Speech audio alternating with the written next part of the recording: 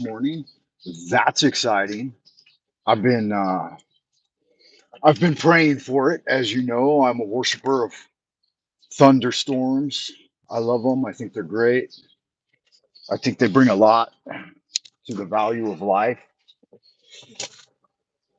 So, welcome to the Live Drive Jive Archive. We are broadcasting out of Twilight Zone Old Peking once again. And I'm just checking the car, make sure everything looks good. Tires are all inflated. Due to the fact that we've got rain, you got to make sure that stuff's operating correctly. I'm pulling out. Hey, there goes a cat. Little kitty, kitty, kitty, kitty. Yeah, kitty, kitty, kitty, kitty. Cats are cute. Ooh, I got parked really close to me. It's already after 6, y'all, so I have got to dial in and make sure that I got everything going correctly. Check those tires one more time. Make sure they're looking good. Oh, yeah, nice. All right. Perfecto. Got the windshield wipers on. Fixing to sing that song. Time for a JP Farrell, everyone. This is Twilight Zone Old Peking. Frank Monday's your host. And we're broadcasting out of the Central Kingdom of the Celestial Dragon on a rainy day. A rainy day in June. Actually, longer June, man. June's only got 30 days.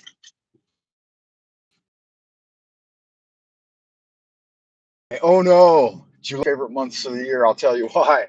Well, one, it's my wife's birthday. My daughter's birthday was just last week, but so she's Cancerian, but my wife's Leonian. She's a lioness.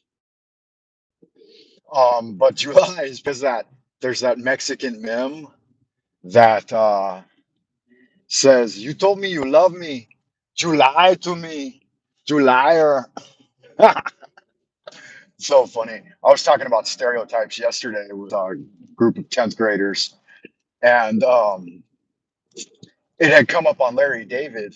I was watching Curb Your Enthusiasm with Larry David, and over the weekend, they've got it on YouTube now in quick bites, like 5 minute segments, 4 to 5 minute segments. And he's got a live-in roommate in the 10th, 11th, ninth, 11th, 10th season, ninth, 10th, 11th season. I think his name's Leon, but he's a black guy. And Larry and him, whoa, are talking about watermelon. And so he's a black guy and he loves watermelon and he feels shamed at it. And so they're in the grocery store and Larry buys him a watermelon and he buys another black guy a watermelon. And he's like, there's no reason why you shouldn't enjoy a watermelon just because you're a black guy. And so then Larry buys himself something like stereotypically that white Jewish people eat. I think it's like a can of fish or something. And he says there's no reason why we should be bound by stereotypes just because they're in the mainstream media. And so I said, yeah, yeah. He was showing me one of his basketball cards. And I said, what's he holding up there? A watermelon? And it was a basketball. And he said, isn't that racist? And I said, no, it's not racist. I said, the definition of racism is that you think one race is superior to another. And I said, I like watermelon. It's a stereotype. If the black guy with a watermelon is a stereotype, it's not racism.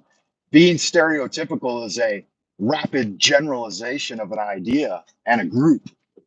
It's not, and it's in no way racist. So I looked up on the internet, black guy with watermelon, and truly a lot of the imagery associated with that idea is truly racist. Like it's a lot of it's probably early 20th century type art, like statues and pictures, cartoons, political cartoons. And yes, they portray black folks in a very racist light with the watermelon. And, but at the same time, it's also comedic, right? It's not meant to be hurtful and offensive. Uh, and so that's where you have to make the distinction between what's a stereotype and what's so-called racist. Are you racist? And I'm like, no, I'm not. That's you have to intrinsic. Can you hear me all right out there in Happy Land? Monsieur Tiedrick, what the hell's going on? How are you this fine evening, buddy? I'm doing good, Jeff. How are you? Are you surviving the Florida Everglades with their collection of alligators and what else goes on out there? AI. So let's see. Alligators and iguanas. Because as you know, I'm here in Twilight Zone Old Peking, Central Kingdom of the Celestial Dragon, and we've got a lot of AI too. But it's not alligators and iguanas; it's asshats and idiots. So here we are right now. We're going through the center. We're headed north on the third ring road, going through the center of the central business district, typically known by the acronym CBD by expats, and by the locals, it's either called Guamal or Dabeyang. We've got right out here to the right of my window is the Da Kuchar, or Big Underwear, which is the CCTV building built by a Swiss architect who also worked with a buddy of mine, a guy I used to hang out with back in the day, that built Gen Y Soho right across from it. So Gen Y Soho was one of the first Sohos. I think it was the first Soho in Beijing, small office, home office. And it was built by a Swiss architect. I forget his name now that you're pushing me for it. You know, you ask me to recall people's names, and I'm never impressed by title and uh, fame and stuff like that. I try to keep a low profile, and I'm an everyday man, as you guys know, working class individual. Here I am once again out in the morning grind. First thing, 6 a.m. I got up late today. I got up after 5, right? So I didn't have time to have a cigarette and a coffee, but I do have a thermos of coffee with me, as you can see here by the teal blue container. That's my daughter's because I lost mine. I had a nice commie, commie thermos, coffee thermos that was red and was in the shape of a bottle gourd, but I lost it in a park somewhere a while back, and it was over 100. It was like a $20 thermos. So yeah, it's kind of a bummer.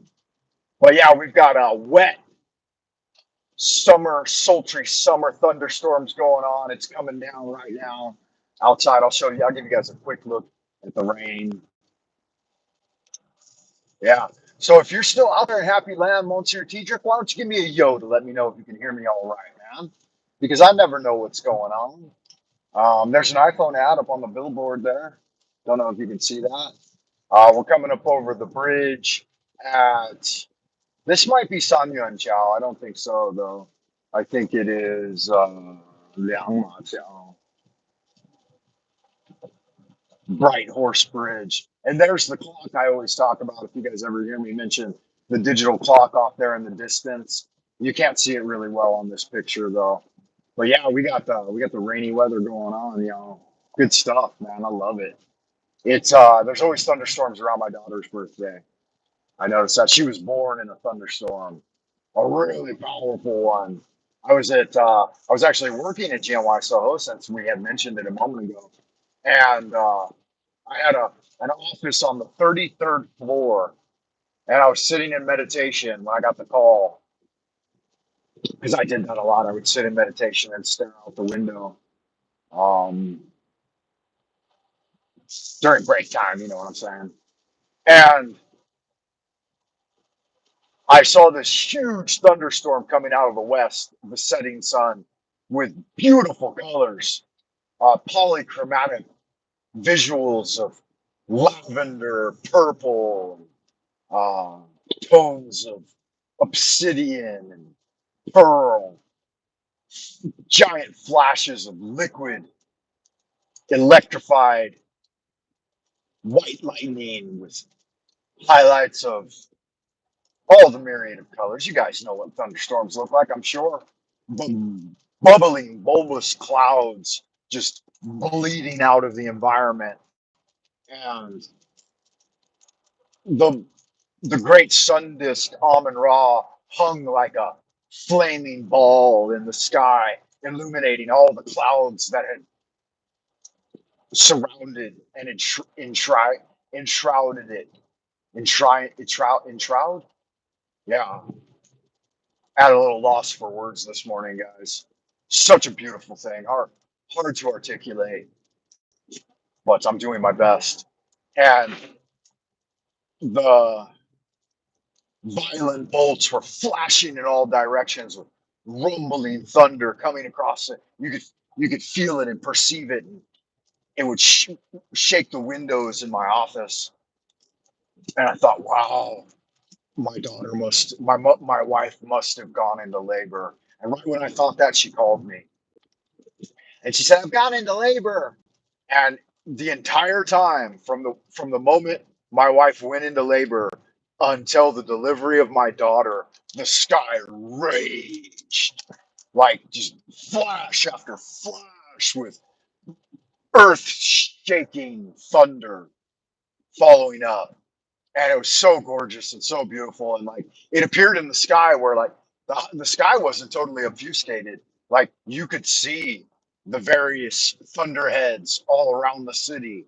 And I didn't have a car at the time. I was on my skateboard.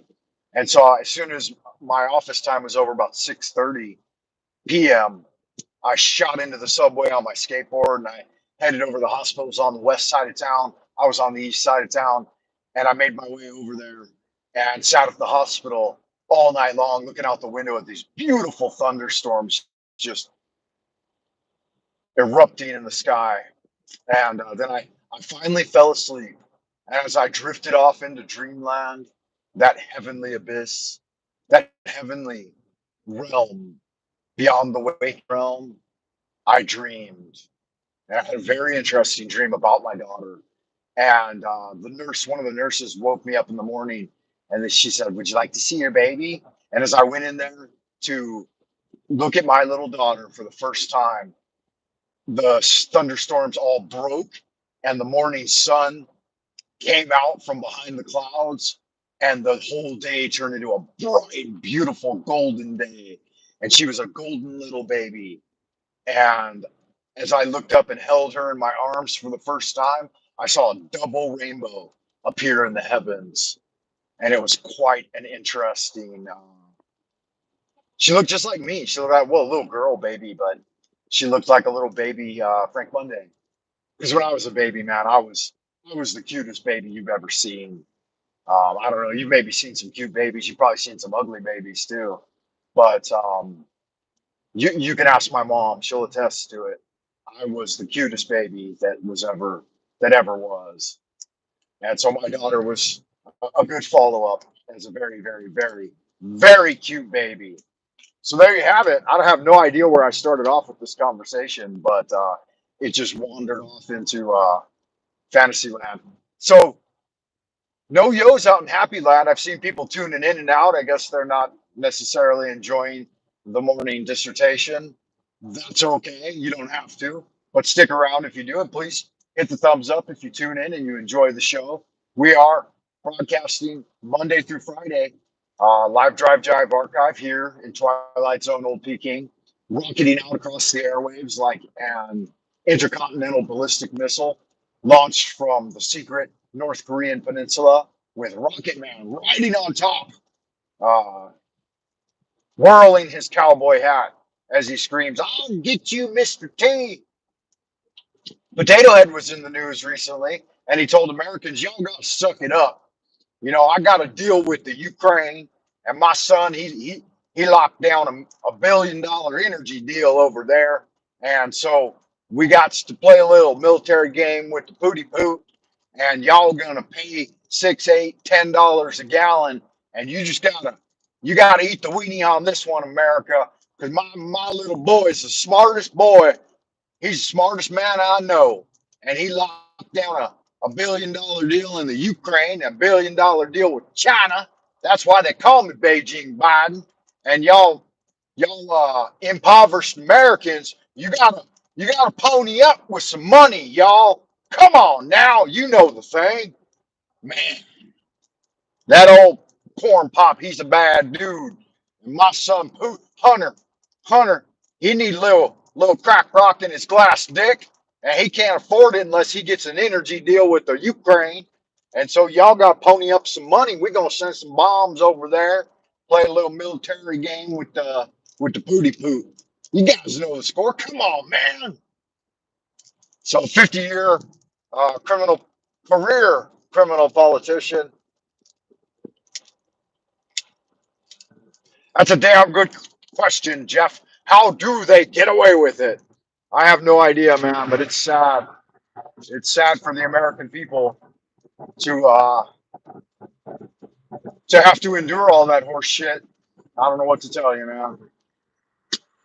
But it's a trilateral commission. You know, Russia, China, and the United States. The Chinese have just sealed that as soon as Beijing Biden cut off the U.S. from Russian oil, cheap Russian oil, the Chinese took over the contract. They're like, you mean you Americans don't want all that dirt cheap petroleum coming out of Russia? Okay, we'll take it.